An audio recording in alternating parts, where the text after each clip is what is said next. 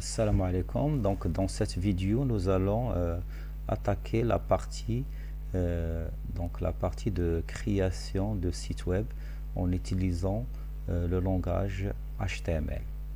Alors, commençons par la leçon numéro 1, généralité sur le langage HTML. Alors, avant de commencer ce langage, il faut bien comprendre le fonctionnement des sites web.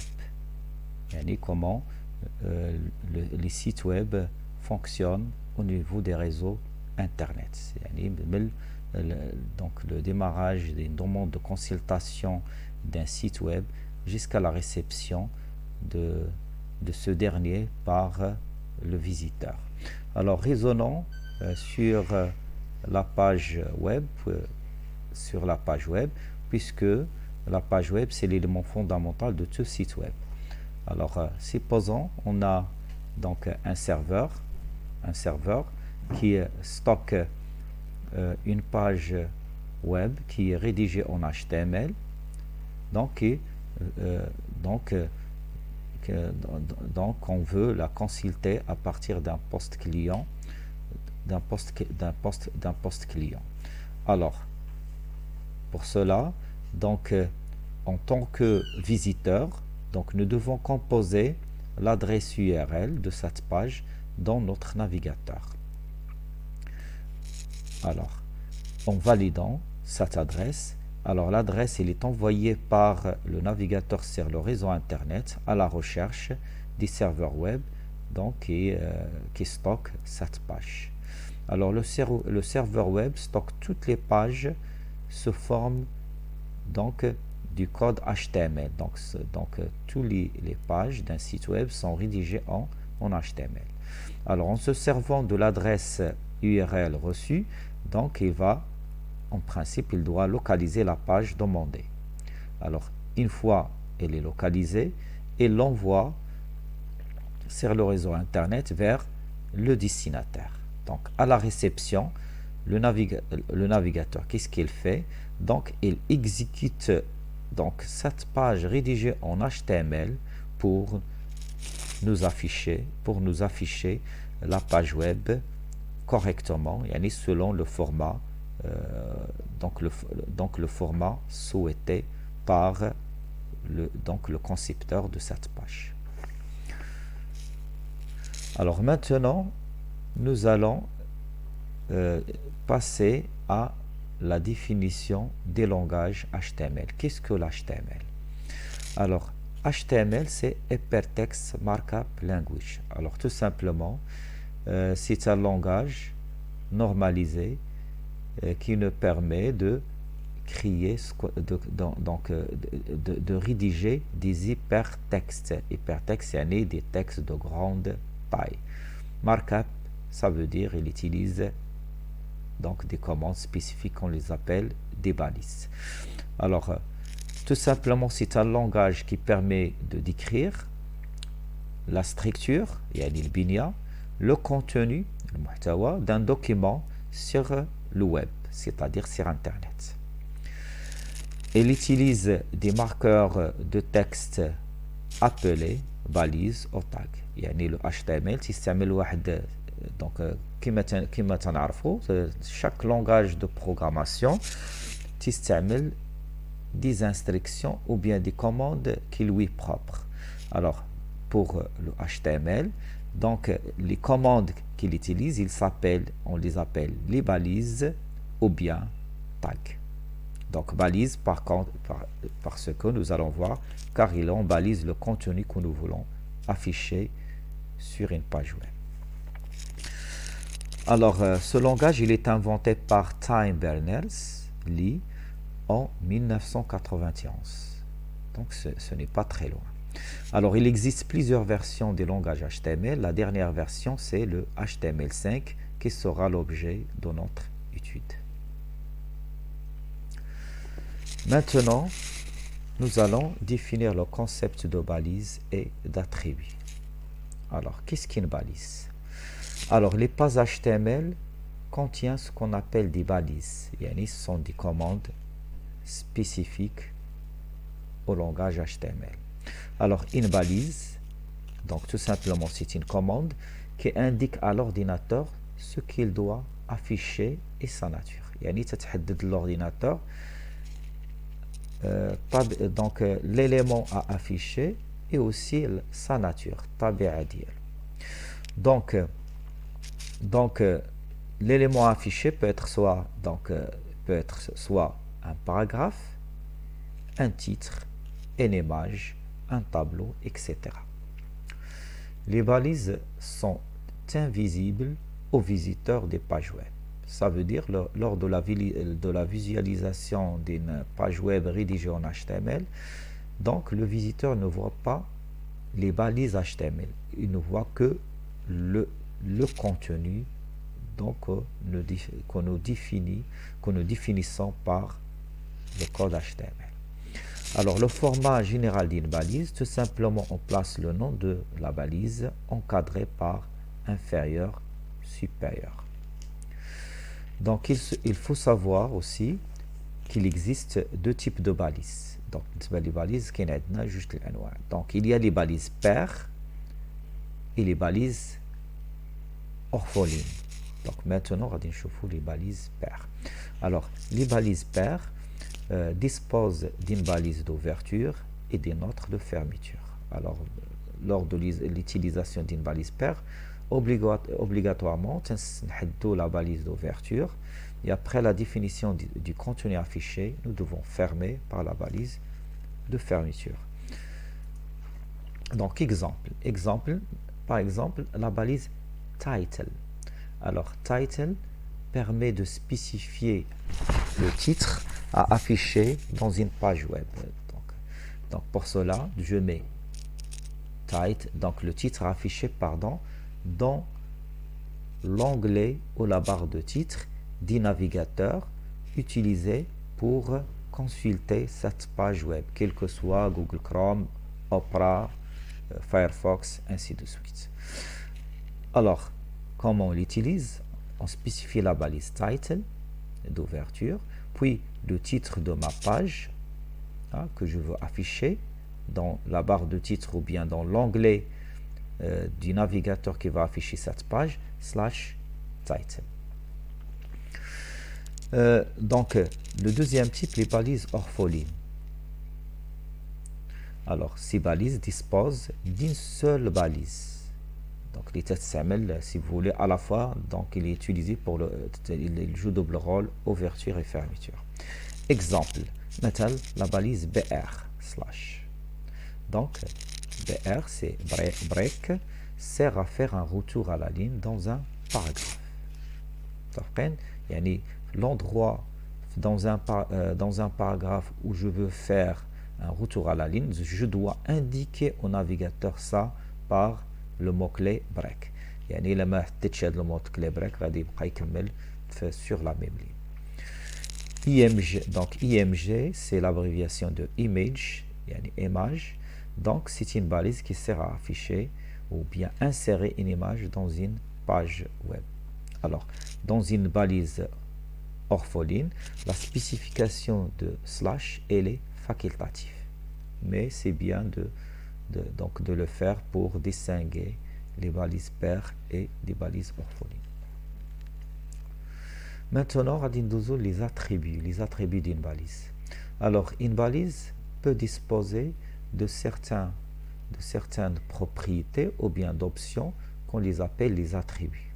Alors, les attributs sont utilisés pour donner des informations supplémentaires sur l'action de la balise. Les attributs, donc il nous permet d'apporter plus d'informations, d'apporter plus d'informations à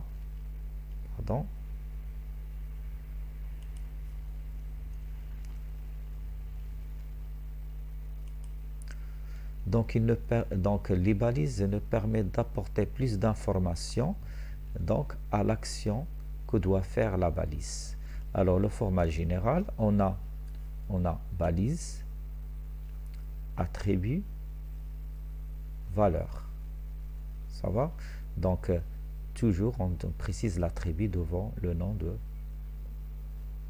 la balise, puis on met égal et la valeur, on le place entre guillemets. Exemple. Alors, supposons, on dit une image, stockée dans un dossier mes images, que je voulais insérer dans un endroit bien déterminé dans une page web. Donc, l'endroit où je dois insérer l'image, je dois rédiger, bien sûr, dans le code HTML de ce document, je dois insérer la ligne suivante, IMG, SRC. SRC, c'est un attribut qui signifie source, hein, qui nous permet d'indiquer la source de l'image, égale mes images, hein, slash fleur.jpg. Puis, donc, je termine par slash si vous voulez la mettre. Donc, cette ligne de code HTML indique à l'ordinateur qu'il doit charger l'image des fleurs, bien sûr à partir du dossier mes images. Alors, maintenant, nous allons passer à la description de la structure d'une page HTML. Alors, n'importe quelle page HTML donc, doit respecter une structure de base d'un document HTML. Bien sûr. Donc, la structure est la suivante. Donc, la première chose, j'indique la balise doctype, et un point d'exclamation doctype HTML. Le doctype, donc c'est une balise spécifique à HTML5 qui nous permet d'indiquer donc le type du document, c'est HTML. Puis, on met la balise d'ouverture des documents, de début du document HTML, c'est HTML. Puis, il y a le head c'est l'entête, head. Alors, dans le head, on met le titre et tous les commandes que nous voulons exécuter sans qu'elles soient affichées dans notre document. C'est la partie cachée du document. Donc, généralement, on met le title. Ici, on tape le titre de la page que nous voulons afficher dans l'onglet ou la barre de titre du navigateur lorsque la page sera affichée. /title. Meta, la balise meta. Donc, la balise meta, donc, il sera exécuté. Donc, il a plusieurs attributs. Il nous permet d'exécuter plusieurs actions dans un document HTML. Donc, d'une façon générale, donc, nous allons l'utiliser pour déterminer le char set, donc le type de caractère, de spécifier le type de caractère, le type de codification du document qui doit être utilisé pendant l'enregistrement du document dans le serveur web. Le serveur web. Dans ce cas, c'est le ETF8. Alors, le TF8, et donc, il prend en charge les caractères accentués, donc les caractères accentués lors de l'affichage est affiché d'une façon correctement.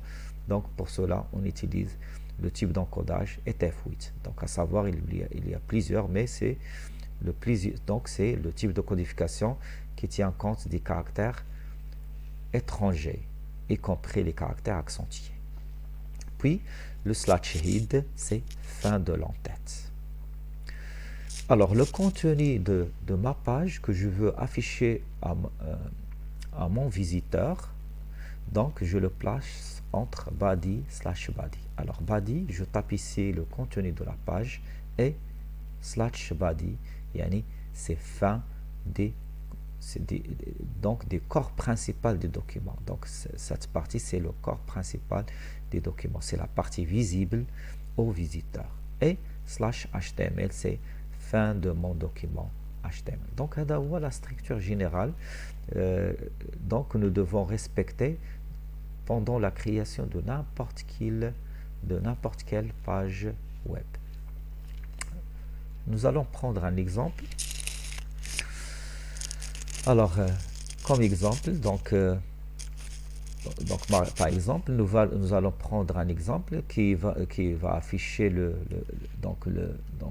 message ou bien le titre bienvenue au langage HTML5 dans l'onglet du navigateur utilisé et le texte HTML est le langage de base de création de tout site internet donc il existe plusieurs versions de HTML1 ou HTML5. Donc, le contenu que je veux afficher dans ma fenêtre du navigateur.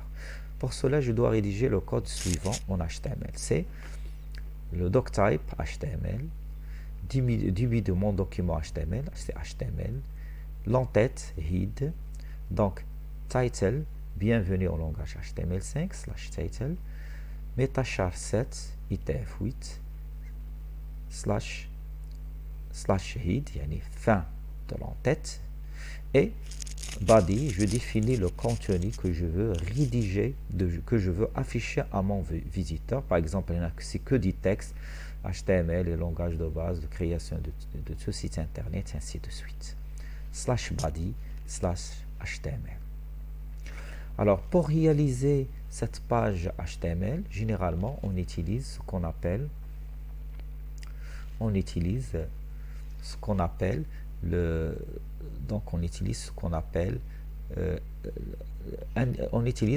éditeur de texte. Nous pouvons même utiliser un éditeur de texte très simple qui est le bloc-notes. Mais donc de préférence, il existe un éditeur qui est très amélioré, qui est utilisé comme éditeur de texte dans plusieurs langages de programmation, l'HTML, JavaScript, le Java, qui est le Notepad, donc qui est très élaboré par rapport au Notepad. Donc voilà, nous allons faire un petit test de ce document dans l'éditeur de texte Notepad pour avoir une idée. Voilà, donc le Notepad, c'est un logiciel qui est gratuit, que vous pouvez télécharger à partir d'internet. Ça s'appelle le Notepad++. Alors lorsque vous lancez le Notepad, bien sûr, tu crées un nouveau document. Alors le Notepad est utilisé comme éditeur de texte dans plusieurs langages de programmation. Donc nous pouvons par exemple, je peux l'utiliser pour le HTML, je peux utiliser pour programmer en Java, JavaScript, JSON, GSP, pour le Pascal, le Perl, le PHP. Alors dès le début, lorsque je lance le Notepad, donc l'objectif de maintenant c'est de réaliser comme rappel, c'est de réaliser ce petit programme ou bien la réalisation de cette page. Voilà, revenons. On a dit que le Notepad, c'est un éditeur de texte qui permet d'éditer dans plusieurs langages. Donc pour cela, je dois le configurer pour qu'il soit utilisé dans l'HTML. Pour cela, je dois lui indiquer que je veux programmer avec le HTML. Je dois lui spécifier le type d'encodage, c'est l'encodage ITF8. Donc il y a l'encodage ANSI, il y a ITF8 sans bombe, ITF8 16BE, il a arrêté. Donc je dois lui indiquer que je dois stocker ma page selon le type d'encodage ITF8. Alors, et dans cette page, je dois rédiger ma page rédigée en HTML. Alors pour aller un peu vite, je vais la prendre à partir de mon document Word. Il est déjà, l'exemple il est rédigé, donc je vais procéder par copier-coller pour gagner du temps. CTRL-C, et je retourne à Notepad et je colle. Donc voilà mon document en HTML. Donc voilà le document qu'on vient de décrire. Voilà le doctype, donc il y a le HTML, donc la balise HTML, il y a le head, et le contenu c'est body HTML et le langage de création de tout cet internet. Il existe plusieurs versions de HTML1 ou HTML5 /body /HTML. Alors une fois que je rédige le Notepad, l'avantage d'Yellow, c'est il me donne les jeux de couleurs pour distinguer les balises du contenu. Yes, et les attributs en rouge. Alors une fois j'ai rédigé mon document en HTML, je dois l'enregistrer. je mets fichier, donc enregistrer. Alors je vais choisir, alors donc je vais l'enregistrer dans un dossier bien sûr dédié, donc dans un dossier sous le nom exemple.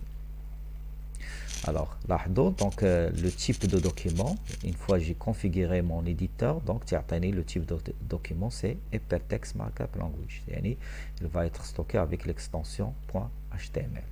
J'enregistre, voilà, et remarquez, une fois je l'ai enregistré, donc je fais route, donc je vais chercher dans mon disque dur local C, et je l'ai enregistré dans le dossier atelier HTML. Donc voilà, une fois je l'ai enregistré, mon document il est stocké sous forme d'une page web. Alors en cliquant dessus,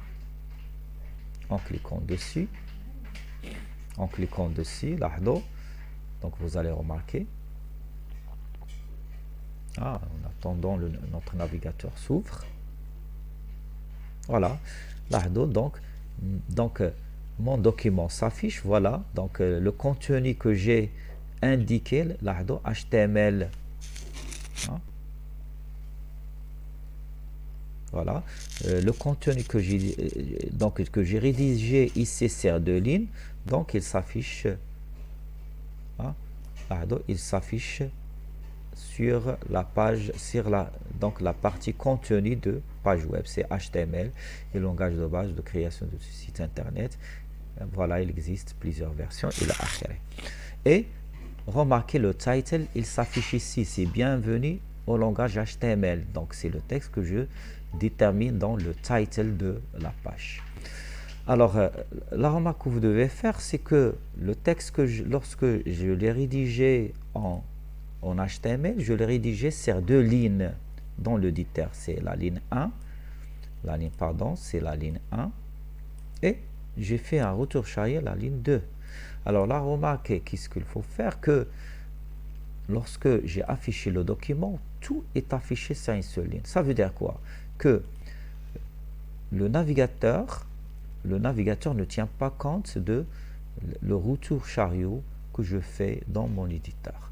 Alors, pour indiquer au navigateur qu'il doit faire un retour chariot, donc à ce niveau-là, donc je dois l'indiquer ça par code HTML, soit en utilisant la balise orpheline BR, c'est break, dont on a parlé tout à l'heure, BR, donc je dois obligatoirement enregistrer, puis donc j'actualise l'affichage et le retour chariot donc se fait automatiquement.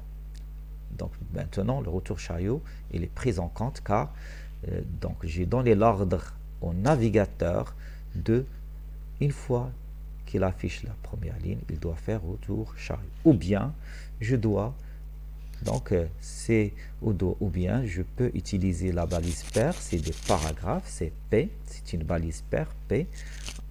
Donc sachant que maintenant je veux écrire la chose sur 2 paragraphes, donc je mets P ici, la première ligne est /P, et si vous voulez donc je peux mettre la seconde dans un autre paragraphe